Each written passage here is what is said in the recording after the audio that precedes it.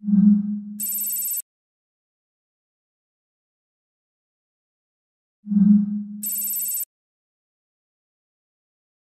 Maverick traders. Welcome out to How to Trade Futures. We're going to talk about the interactivebrokers.com trader workstation platform. That is a professional trading platform that allows you to trade a variety of different markets. And today our focus is on the futures market. So let's jump right in. So if we go to the Interactive Brokers website, you can see that they trade almost any market available. They're, as robust a platform as you can find.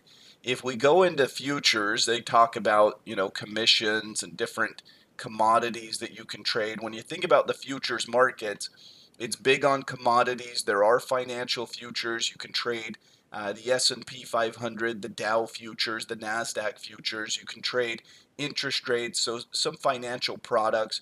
But a lot of it is at the CBOT, the Chicago Board of Trade, which is where commodities trade. So you could trade pork bellies and this and that, right? So if we come over to kind of look at different contracts and different ideas and whatnot, it shows you that you can trade futures on currencies.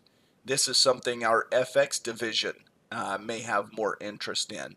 And you can see that there are trades on Bitcoin futures. So if you are interested in shorting the Bitcoin market, really the best, most effective way to probably bet against the crypto market, Bitcoin or Ethereum or those, would be in the future space. And so there's some symbols for that. You could also trade, obviously, a variety of different markets like we talked about on the CBOT or the CBOE. There's different futures on the ICE. We'll show you this as we pull up the platform, that there are a variety of different exchanges that trade these. And if you wanted to trade the contracts that are on, let's say, the New York Mercantile Exchange, you'd actually have to set up the data to get the New York Mercantile Exchange data. And so there's different platforms, again, for you to be able to use that. But if we put in some different symbols, let's say we were searching for Bitcoin. I can just come in and type in Bitcoin, and it'll give me some ideas of, okay, here are some different assets and different things. And you'll notice under the products that it'll say stock or cryptocurrency or fund, and then we start to get to the futures. And this one happens to trade on the CME, the Chicago Mercantile Exchange. Here you can see another micro Bitcoin. So if you want to trade the full size or the micro, there's different ones available to you. Let's go ahead and pull up the futures. And let's say we wanted to trade Bitcoin. And let's go with one of these that's closer to a front month. Here you can see the futures contracts. Bitcoin trading at 22,900. We could buy the contract or we could sell the contract. Either way, that's what you do with futures. You're directional. You're betting that the price is going to go up or down and taking your position accordingly. If we were to buy this futures contract, we of course are buying it at this price, and then it has the multiplier effect, right? Now, of course, we might split the bid-ask spread. We could say, okay, well, we might be able to buy it at 22,900 and kind of split the bid-ask spread. But wherever you get filled on the order, that's your entry price. It's like buying a stock. You make or lose money based on the difference between your entry and your exit. So if we buy at 22,900, we would need Bitcoin to trade up to make money. Of course, if it trades down, we would lose money. You'll notice that there is the micro, as it showed, and this is usually the case. We have a separate video for micro futures, but micro are basically 1/10 the size. So here we're looking at the full contract size, BRR. Here we're looking at a micro contract. You'll notice essentially the same price. We could again buy at 22,900, but if we were trading the micro, we would have 1/10 the risk and reward, 1/10 of the multiplier. So instead of having the full size contract, bigger dollar risk and reward, we could trade 1/10 the size if we desired to do that. Most of the time when you think about futures, you're thinking about commodities. You're thinking about maybe the S&P products, and the most popular is the ES. The ES is the S&P 500 E-mini future, not the micro, the full-size contract. If we pull up the futures on the ES, you'll notice that all of these different contract months will trade at different prices. Okay, let's pull up a few of them. So if we pull up the E-minis for March and June and September, you can see that the spot price is different than the future price and so forth. If we were to look at the S&P 500 right now, the S&P 500, just to put things into perspective, the spot price is going to be around 4,000 or so. So you'll notice that at 4,000, the March contract is closest to spot SPX, the spot price. The futures prices can be quite a bit different. And here you're seeing the price is well above the spot price. Again, the index itself is around 4,000. The futures around 4,065-ish. Now, why that discrepancy? Why that difference? Well, basically, there's a lot of different factors that go into play, but over time, the spot price and the future contract, that gap will continue to narrow. So theoretically, you could take a trade where you short this futures contract because it's elevated and try to buy other things and kind of narrow that gap. There may be a little bit of an arbitrage situation there, but for most traders, it's simply not something that they can fully take advantage of, because if they shorted this contract, they would have risk and reward from this moment on to the market going up. Would be risk, or down would be reward. Now, they might feel like they have a little bit of a margin of safety because it's elevated to spot, but that does not guarantee success. The same thing can happen in any futures contract, and they can trade at a variety of different prices. So let's bring up light sweet crude, and we'll pull up the full size contract. So CL is the symbol for light sweet crude. I'm going to pull up the futures across multiple time periods, and then you're going to see the difference in price. Now, this is not a vast difference, right? About 30 cents difference there, about 20 cents difference there. This is something that happens in the futures markets. It's referred to as contango or backwardation. When you have, we expect prices to get more expensive in the future. So if the further out trade at a higher price, that's normal pricing, and that's called contango. So you see the difference. It gets more expensive and more expensive. That's contango. Sometimes the prices can flip, and this is the tricky part about the futures markets, is each of these contracts can really trade independent of the other. So we might think, well, if oil goes up, all of these have to go up, and that's not true. If oil goes down, all of these have to go down, and that's not true. They can trade differently based on how the market sees the supply and demand over different periods of time. Let me give you an example.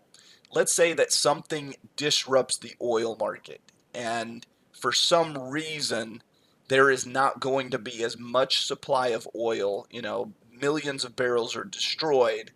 There's not going to be as much oil available in March as the market had previously anticipated. So what's going to happen to each of these contracts? Well, the March is going to skyrocket because they say, hey, we're not going to have enough supply for demand. And so the short-term deliverables skyrocket because now people are battling over the oil. They say, hey, I'm an airline. I need to have oil here. I need to lock in the price.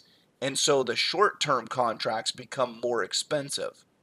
But maybe May doesn't move at all. So can March skyrocket and May stay stagnant? Yeah, that absolutely can and does happen in the futures markets. Why?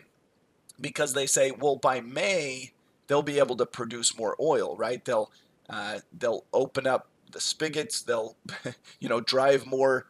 They'll pull more out of the ground. They'll do what they need to do to make up the gap. By May, we'll have this issue solved. By March, we may not be able to. So the short-term deliverables skyrocket and the longer-term don't. That could create what they call backwardation. Backwardation is where the shorter term trade expensive compared to the longer term. You're backwards to normal, you're backwardated. And so if this were skyrocketed and went to 85 and this stayed at 80, you'd have $5 of backwardation. Backwardation usually indicates that something is disrupted, abnormal, something out of the ordinary. And again, this is kind of the danger of these contracts and these futures is, look, things can trade wildly and independent of the other. The oil market is not quite as aggressive as like nat gas. Natural gas is often referred to as the widowmaker because, again, all of these things can happen where shorter term skyrockets, longer term plummets, all sorts of varieties and changes and things of that sort. So you do have to be careful to not think of the futures markets like you do maybe an option. See, an option is a derivative. If the stock moves, all of the options move accordingly. With futures, the underlying commodity can change in value, the spot price, but different futures will trade in different ways based on the supply and demand of those contracts. So normally there's some, normal kind of trading that happens where they move together, but that's not always the case. So you do have to be careful about that. So this is an example of a variety of different large size contracts. If we come back to the E-mini, the S&P 500, if you were to trade this, again, buy and sell, you'll notice the pricing. These do not trade in penny increments. In this case, they trade in 0.25 increments. So this is as tight a bid-ask spread as you can get. 39.92 to 39.92. Well, it's moving, but 50 to 75. That's as close as it can get. When this one shifts, you'll see that one shift, and they'll usually stay about as liquid as possible. If you come out to a later dated expiration, then you'll get more distance between bid and ask, and that's not a good thing. Buyers and sellers are further apart. Here you can see there's a $1.50 to a $1.25 difference between buyers and sellers, and it gets more exaggerated the further out you go. Here's $4 to $5 of bid-ask spread. The same thing is typically true of a variety of different contracts. You'll have more liquidity, usually in the shorter dated, the front month type of contracts, and then less liquidity as you move back further. For the ES, one of the most popular assets to trade, it's $50 of value per point. So if we had bought at 39.91.75 when we first clicked this button, you can see that it's now up to 3993. Let's call it 3992.75. Okay, right there. That's 1 point. We're up 1 point having bought this. So that would be $50 of value. If this were to trade down, and let's say it went to 39.90.75, we would be 1 point under what we paid. We'd be down $50. So $50 per point, and everything you trade has a different multiplier. So you need to become familiar with what the risk and the reward is of any contract. Like CL, every one of these pennies is worth $10. So it's a big contract. A full $1 move is worth $1,000. It's an aggressive contract. Now, much of what these markets trade is technical based, is kind of saying, okay, I'm gonna chart the S&P 500, figure out where I think it's gonna go, and then I might use the futures markets to express that viewpoint. So I say, okay, what's my thesis? What's my outlook on the S&P? Well, we've been, coming up to this trend line and so forth, and we're currently pulling back a little bit. Where do I think this is going to go? How's it going to behave? And you'd find different points and different entry and exit points. You'd obviously want to have stop losses in place. You never trade these with unlimited risk. So if I were going to buy here, I can right click and attach either a stop by itself, or maybe I attach a bracket order.